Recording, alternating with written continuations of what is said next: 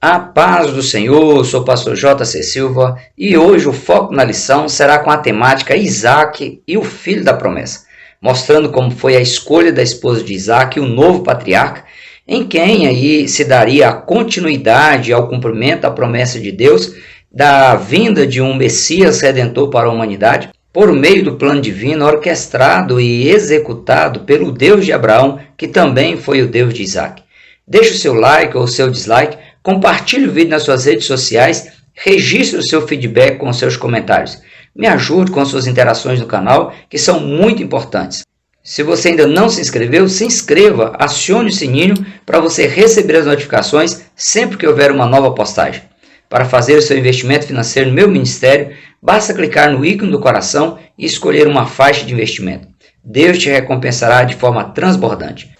O textuário da reflexão bíblica de hoje está em Isaías capítulo 14, versículo 27, a parte B, que diz: "E a sua mão estendida está, quem, pois, a fará voltar atrás?" Na verdade aplicada, o bispo Abner Ferreira, ele orienta dizendo: persevere na fé em Jesus Cristo e na obediência à palavra de Deus, pois os desígnios do Senhor prevalecerão. O texto de referência está em Gênesis capítulo 26, versículos 22 a 25, e nesse texto consta, pela postura de obediência à ordem divina de permanecer onde Deus determinou a Isaac, o Senhor o abençoou e ainda apareceu a ele reafirmando as promessas feitas a Abraão. Como exemplo do que ocorre na jornada cristã, Isaac, mesmo sendo filho da promessa e recebendo diretamente do Senhor a confirmação da transmissão das bênçãos feitas ao seu pai Abraão, Isaac ele não teve vida fácil. Ele precisou ser resiliente nas provações com base na sua confiança pessoal em Deus. Foi vigilante e perseverante ao colocar em prática os princípios estabelecidos por Deus, aplicando-os em cada situação vivenciada no seu dia a dia, sempre se mantendo na dependência exclusiva do Espírito de Deus. Demonstrando ser obediente e disposto a agradar a seu pai, Isaac ele concordou que Abraão ele cumprisse o seu papel conforme o costume da época e escolhesse uma esposa para ele. Como Abraão já tinha aprendido a triste lição ao concordar se casar com Agar, que era egípcia, Abraão ele tinha consciência de que a futura esposa de Isaac ela deveria ser uma mulher semita, ou seja, da linhagem de Sem, filho de Noé, deveria ser uma pessoa piedosa que amasse e respeitasse as coisas sagradas por meio de uma vida de devoção exclusiva a Yahvé Adonai, o soberano Senhor do universo. A fim de se manter sincronizado com o plano divino, Abraão ele comissionou um de seus servos para buscar de entre seus parentes residentes em Padã Arã, cerca de 720 quilômetros de Hebrom, uma esposa para Isaac. Essa seria, talvez considerasse Abraão, a sua última missão em relação ao filho da promessa, pois Abraão, apesar de estar muito rico por Deus tê-lo abençoado, ele já estava velho e Sara, mãe de Isaac, a que tudo indica, já havia falecido. Isaac foi um tipo de Cristo e tinha 36 anos de idade quando se casou com Rebeca, que é um símbolo da igreja cristã. Jesus Cristo, a quem Isaac foi um tipo, ele tinha 33 anos quando morreu, ressuscitou e inaugurou a igreja cristã. É interessante observar o simbolismo entre Isaac e Jesus, tendo em vista que o casamento de Isaac com Rebeca aponta para a união entre Cristo e a igreja. Da mesma forma que Abraão deu tudo quanto tinha para Isaac se casar com Rebeca, Jesus ele declarou ter recebido de Deus Pai todo o poder no céu e na terra para se tornar o protetor e provedor de sua igreja. A ação de Abraão em enviar seu servo para buscar uma esposa entre seus parentes para seu filho Isaac reforça a confiança de que Deus ele cumpriria seus propósitos na vida de seus descendentes e que Abraão precisava trabalhar em parceria, em sintonia com Deus. Trabalhar em parceria com Deus é uma das grandes dificuldades humanas que precisa ser revertida, pois o que é para o ser humano fazer, Deus não fará. E o que é para Deus fazer, o que depender de Deus, ele é fiel para prometer e cumprir o que promete aos seus servos e suas servas.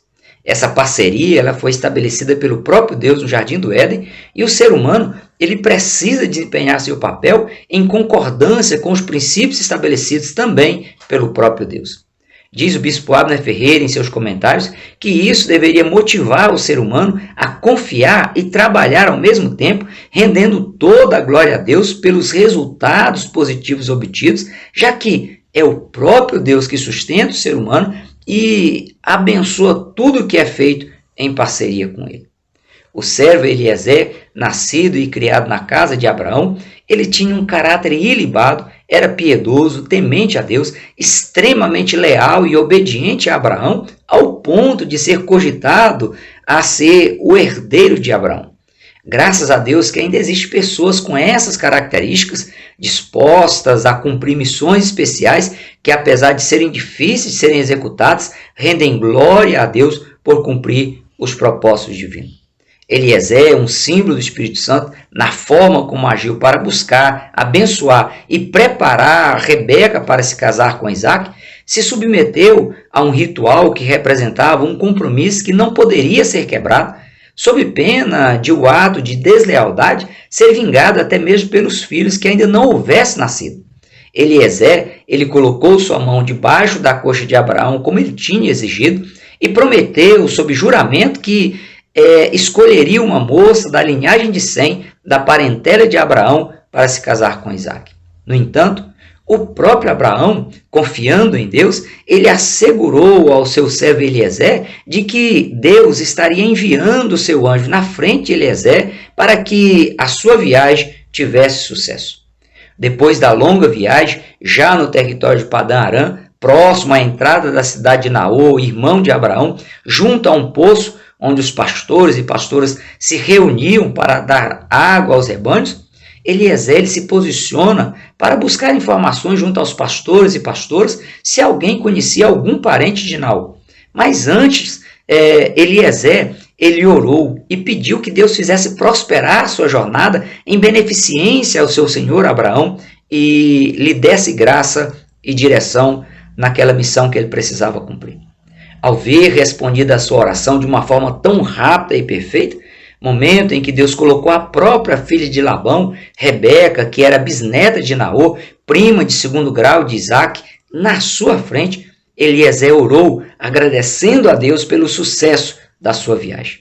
Ensinado por Abraão a confiar em Deus, Eliezer, também a exemplo de Abraão, demonstrou confiar e depender de Deus no cumprimento de sua tão nobre missão.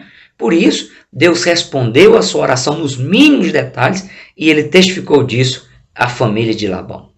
O encontro marcado por Deus na vida de Isaac ocorreu num momento delicado, pois ele havia perdido a mãe, mas também ocorreu no momento no qual Isaac denotou depender de Deus quanto ao seu futuro, pois Isaac ele estava saindo da sua casa para orar, quando o servo Eliezer ele chegou de viagem, que deve ter durado essa viagem próximo de 4 meses, contando ida e volta.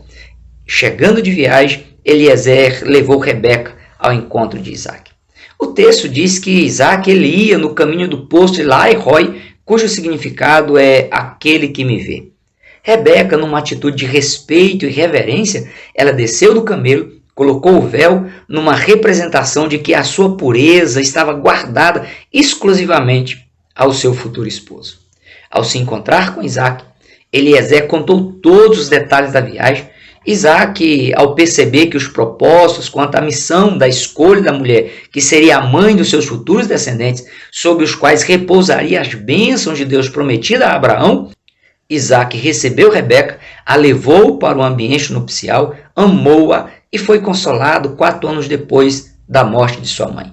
O que Isaac mais levou em consideração foi a origem de Rebeca, o seu caráter, as suas virtudes e a sua devoção a Deus, refletida na decisão de, pela fé, aceitar a proposta de casamento direcionada a ela.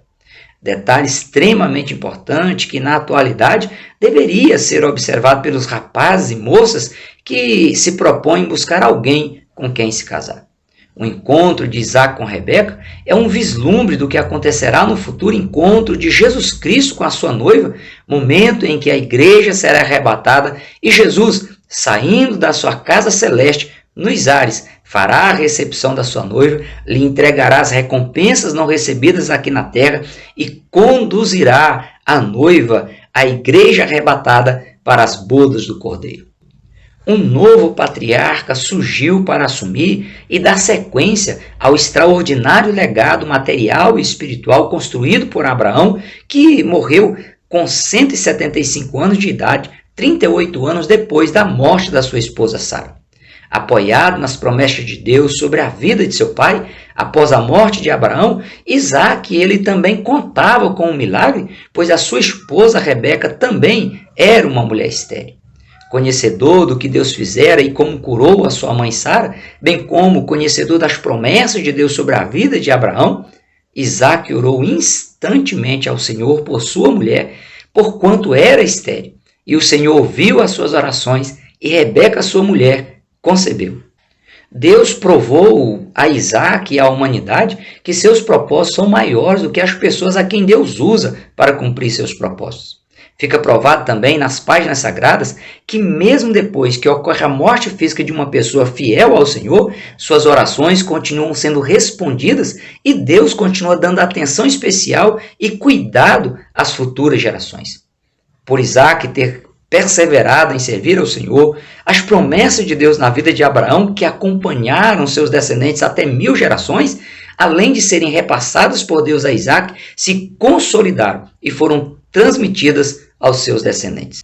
Ao ser curada por Deus, a gestação milagrosa de Rebeca foi de gêmeos, prenunciando de forma profética que 2 nações seriam formadas a partir dos filhos que nasceriam e que, da mesma forma que os filhos lutavam no ventre materno, haveria disputas constantes entre esses 2 povos, os descendentes de Esaú, os árabes, e os descendentes de Jacó, os judeus. A revelação divina também deixou claro que o filho mais velho, o mais forte, serviria o mais novo, o mais fraco. Mesmo Deus tendo abençoado todos os descendentes de Isaque, os descendentes de Esaú, os edonitas, os árabes, eles não cresceram tanto e não alcançaram tanto poder como os descendentes de Jacó. De fato, Esaú serviu a Jacó, lhe transferindo a primogenitura e, posteriormente, os descendentes de Esaú, os edomitas, os amalequitas, mais conhecidos como os árabes, no trajeto do cativeiro egípcio ao território de Canaã, eles foram vencidos por Josué na liderança do exército de Israel. Eles também foram derrotados pelo rei Amazias, que era rei de Judá. Até os dias atuais, os árabes têm constantes disputas contra Israel e, se pudesse, varreria Israel do mapa. Mas Deus não permite em cumprimento às suas promessas feitas a Abraão, como também a Isaque. Usar pessoas fracas, menosprezadas ou sem perspectivas promissoras é uma especialidade divina, pois Deus transforma o improvável em algo extraordinário, como sempre o fez e sempre o fará. Abraão, Jacó, Gideão, Davi, Maria, noiva de José e tantos outros personagens bíblicos são provas vivas quanto a essa especialidade divina. Deus não precisa de facilidade, de situações favoráveis, de zona de conforto ou de aprovação de quem quer que seja. Por isso, a glória sempre será dele e para ele. Lembre-se de que, acima de quaisquer pretensões humanas, há um Deus dando prosseguimento em seus propósitos. O Deus de Abraão, o Deus de Isaque e o Deus de Jacó sempre foi, é e sempre será o Deus de todos que decidem responder ao seu chamado e servi-lo de forma leal, resiliente, obediente e sustentável. Assim como as promessas de Deus feitas a Abraão foram transmitidas a Isaque, na atualidade, quem pela fé crê no mesmo Deus de Abraão, de Isaque e de Jacó, continua usufruindo das mesmas bênçãos, das mesmas promessas. As promessas foram confirmadas na vida de Isaque, mas infelizmente Isaque ele cometeu alguns dos mesmos erros cometidos por seu pai Abraão, como nos casos em que os dois mentiram sobre Sara e Rebeca não serem suas esposas. O escritor John Piper ele ressalta que o caminho dos justos não é uma linha reta até a vitória final. O que diferencia o justo dos ímpios é que quando o justo ele incorre em erros, tendo em vista as curvas fechadas, os buracos, desfiladeiros, as bifurcações que aparecem de surpresa na jornada da vida, essas pessoas que são justas, elas se dispõem a se corrigir, a se deixar ser transformadas por Deus, a fim de se tornar uma pessoa melhor em todos os aspectos. Havendo o coração quebrantado e disposição de lealdade e fidelidade a Deus, Deus preserva seus servos e suas servas, capacitando-os a superar as dificuldades e a empreender grandes conquistas em cumprimento ao pacto de Deus com o seu povo. Paulo, escrevendo aos Gálatas, dá a dimensão espiritual da promessa divina ao dizer: Cristo nos resgatou da maldição da lei, fazendo maldição por nós, porque está escrito: maldito todo aquele que for pendurado no madeiro, para que a bênção de Abraão chegasse aos gentios por Jesus Cristo e para que, pela fé, nós recebamos a promessa do Espírito Santo. Irmãos, como o homem fala, se o testamento de um homem for confirmado, ninguém o anula, nem lhe acrescenta alguma coisa. Ora, as promessas feitas a Abraão e à sua posteridade não diz e às posteridades, como falando de muitos, mas como de uma só, e a tua posteridade, que é Cristo.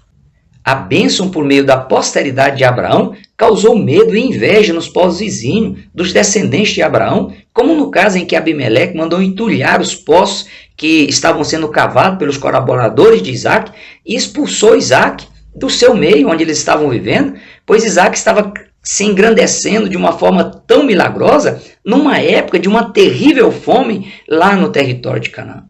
Mesmo morando no Vale de Gerar, Deus proveu na vida de Isaac e posteriormente os próprios filisteus eles tiveram que reconhecer que Deus era com Isaac, por isso Isaac prosperava tanto.